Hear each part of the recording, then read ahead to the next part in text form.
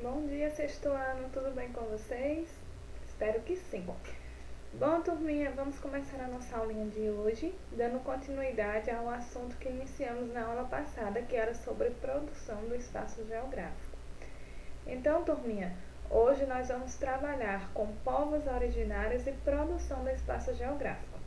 Bem, turminha, na aula passada nós vimos que o ser humano ele produz o tempo todo o espaço geográfico, não é? Através da transformação das paisagens, não é? A relação campo-cidade, cidade-campo, né? Aquela relação de dependência um do outro. E hoje nós vamos compreender um pouquinho a respeito dos povos originários e como esses povos eles faziam essa produção do espaço onde eles viviam, tá ok? Então vamos lá iniciar a nossa aulinha de hoje. Bom, turma, inicialmente eu trouxe aqui para vocês o conceito do que é um povo originário. Então, turminha, chamamos de povos originários aqueles habitantes que são pioneiros, ou seja, aqueles que surgiram primeiro em um território. Vamos aqui, turminha, ao exemplo do Brasil, certo? Quando vemos aqui ao exemplo do Brasil, nós vemos que os povos indígenas eles já viviam aqui no Brasil antes da chegada dos portugueses, lá no ano de 1500. Então, como estamos falando de povos originários, os indígenas, nesse caso, eram os povos originários antes da chegada dos portugueses, porque eles já habitavam aquele território. Então, turminha, apesar deles utilizarem os recursos naturais para garantir a própria sobrevivência, a ação dos povos originários ele transforma a paisagem de uma maneira mais lenta e com menores impactos em relação à natureza. Então, turminha, vamos observar aqui essa fotografia, que é do povo Nenete, que são povos originários lá da Rússia. E aí, turminha, vamos ler umas informaçõezinhas aqui sobre esse povo, que era o povo que eles gostavam de cuidar das hienas. Observamos aqui, ó, as vestimentas, o tipo de moradia deles, olha só.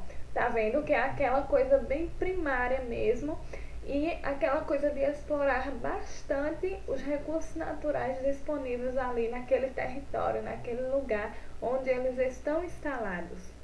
Temos também, turminha, o povo Munduruku, que vive em mais de 130 mil aldeias espalhadas por todo o território no Brasil, no Amazonas, Mato Grosso e também no Pará.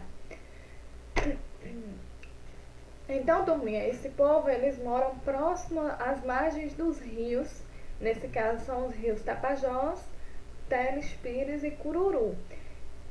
São povos que praticam agricultura familiar ali, ou seja, aquela agricultura que é praticada ali no seio das famílias, né, sem o auxílio de grandes máquinas, sem a transformação da indústria, é aquela coisa bem familiar mesmo. Então eles cultivam mandioca, banana, batata, cana-de-açúcar, enfim, e sempre utilizando aquelas técnicas aprendidas com seus antepassados, ou seja, com as suas gerações anteriores.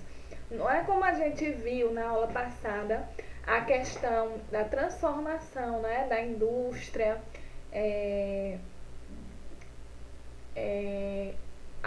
a mecanização em relação à agricultura, enfim.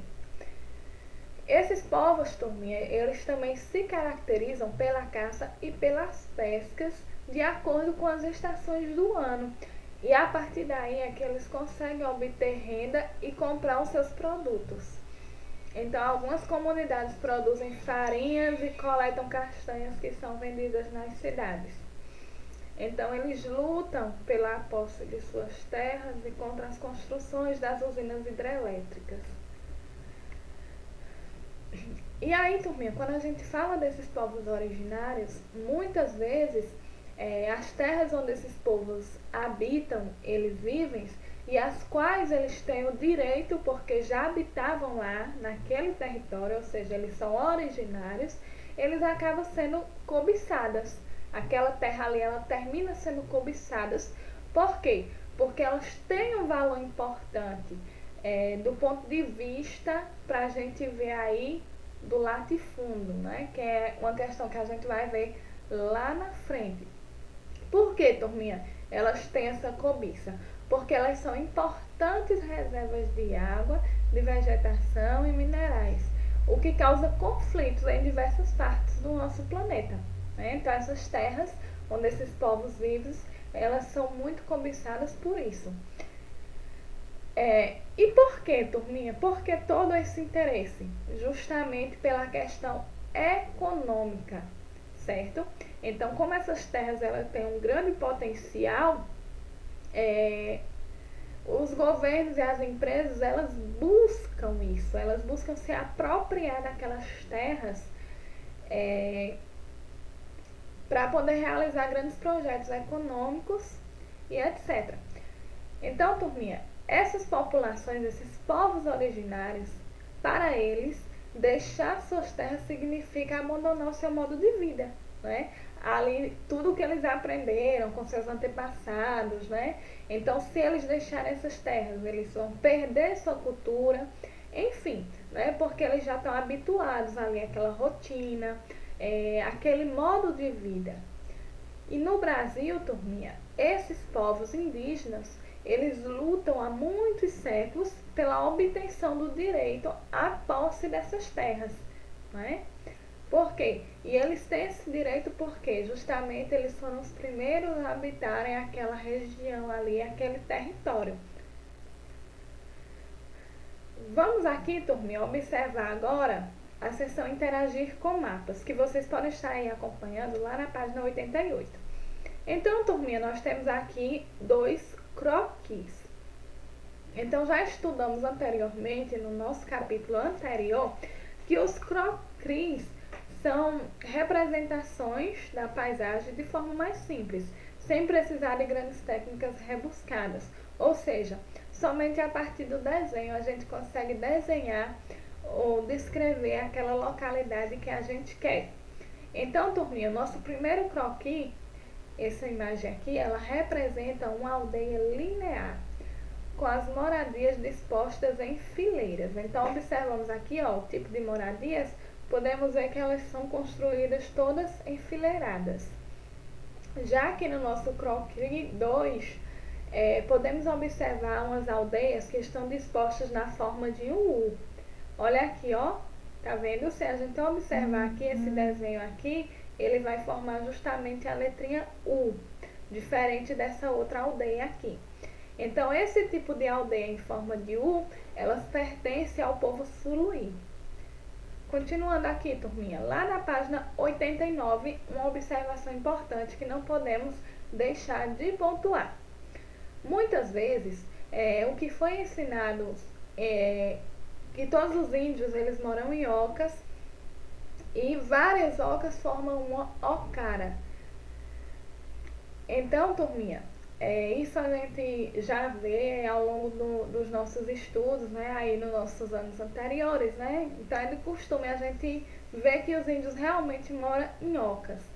Então, turminha, para diferenciar, certo, isso, é importante também destacar que nem todos os povos indígenas brasileiros, eles pertencem a esse tronco linguístico de morar somente em oca, certo?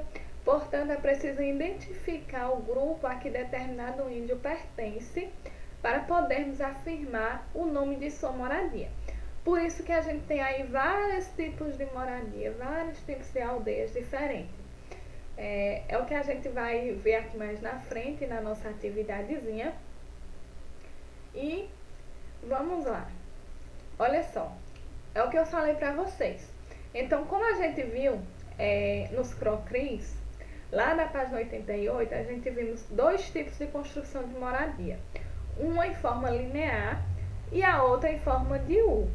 Agora, turminha, nós vamos observar esse tipo de construção de aldeia aqui, que são aldeias circulares, que são encontrados na região centro-oeste do nosso país e pertence aos Camaiurá, certo? Que é um tipo de comunidade indígena. Então, o que a gente vai fazer, turminha? Nós vamos fazer um croquis dessa aldeia aqui, ou seja, um desenho, uma representação em forma de desenho dessa mesma aldeia aqui que está na fotografia. Então, vocês escolhem aí o melhor método que vocês acharem. Aqui ele fala, pode ser também apenas olhando a imagem e reproduzindo. Só que aqui ele nos sugere para a gente colocar um papel transparente, certo? Sobre essa fotografia aqui e desenhar todos os elementos retratados, ou seja, toda essa paisagem aqui, incluindo as aldeias, as estradas, esse grande círculo aqui, ó, a vegetação, enfim, retratar tudo o que está aqui nessa fotografia em forma de desenho.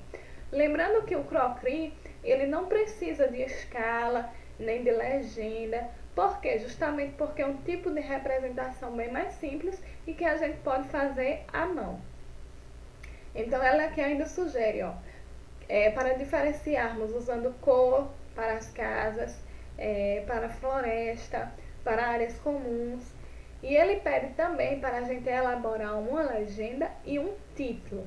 Tá ok, turminha? E na questãozinha número 2, ao produzir o croquis, você interpretou e organizou algumas informações sobre os elementos da paisagem. Então, você vai comparar o seu croquis, o seu desenho que você fez aqui, essa reprodução, com essa fotografia e explicar as diferenças entre eles dois, entre o seu desenho e a fotografia, e apontar as vantagens de cada um. Então, você vai dizer, no croquis é melhor por isso ou por aquilo. E na fotografia, a visão é melhor por conta disso e tal, entendeu? Aí fica a critério de cada um de vocês. Então, nossa atividadezinha aqui, só para destacar, está na página 88 do livrinho de vocês. Então, turminha, por hoje é isso. Bons estudos e até a nossa próxima aula. Tchau, tchau!